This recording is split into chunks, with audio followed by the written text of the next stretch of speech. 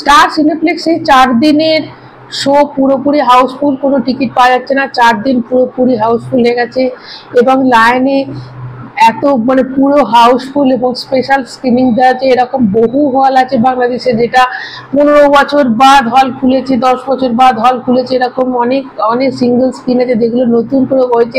দেখো তার খবর কিন্তু আমরা কেউ কিচ্ছু পাচ্ছি না। তাহলে এটা কিন্তু এখন প্রায় 11 কোটির আশেপাশে ছুঁয়ে তো নিয়েছে, কত হয়েছে সেটা কিন্তু এখনো জানা যাচ্ছে না।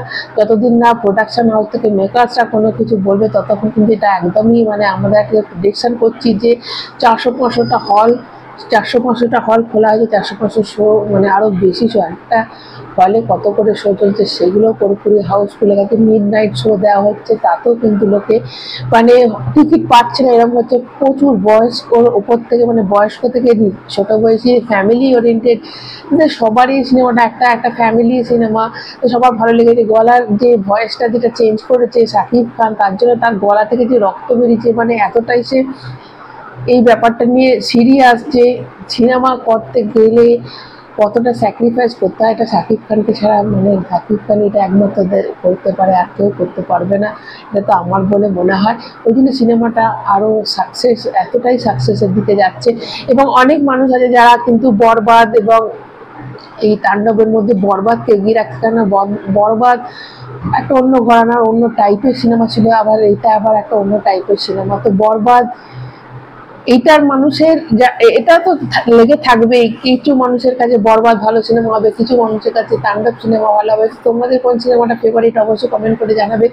এর মাঝে যে খবর চলে আসছে, রিয়েল এনার্জি প্রোডাকশন হাউস তারা দুখানা সিনেমা করছে নেক্সট ঈদের জন্য। নেক্সট ঈদে শাকিব খানের 2টো সিনেমা আসতে চলেছে। দেখো সেই সিনেমা কি কোনো এটা হতে পারে যে বরবাদের সেকেন্ড পার্টও হতে পারে বা তাণ্ডবের সেকেন্ড পার্টও হতে পারে, সেটা এবং তুফানেরও সেকেন্ড পার্ট হতে পারে। কিচ্ছু বলা যাচ্ছে না কোন ইউনিভার্স নিয়ে ফিরবে সেটা কিন্তু বলা যাচ্ছে না। এবং মেহেদী হাসান হৃদয় সিনেমাটা করছে এবং তার সাথে মানে কে কোন ডাইরেক্টর সিনেমাটা করছে সেটাও কিন্তু এখন আমাদের কাছে অজানা। যে 2টো সিনেমা আসছে এরকম এটা হতে পারে। দেখো অনেক সিনেমা আছে যেটা পার্ট 1 পার্ট 2, যেমন রামায়ণ যে সিনেমাটা হচ্ছে আমাদের এখানে, রামায়ণ সিনেমাটা কিন্তু 2টো পার্টে সিনেমাটা হচ্ছে, রামায়ণ পার্ট 1 রামায়ণ পার্ট 2, এবং পার্ট 1 এর সাথে পার্ট 2টাও কিন্তু একসাথে শুটিং হচ্ছে।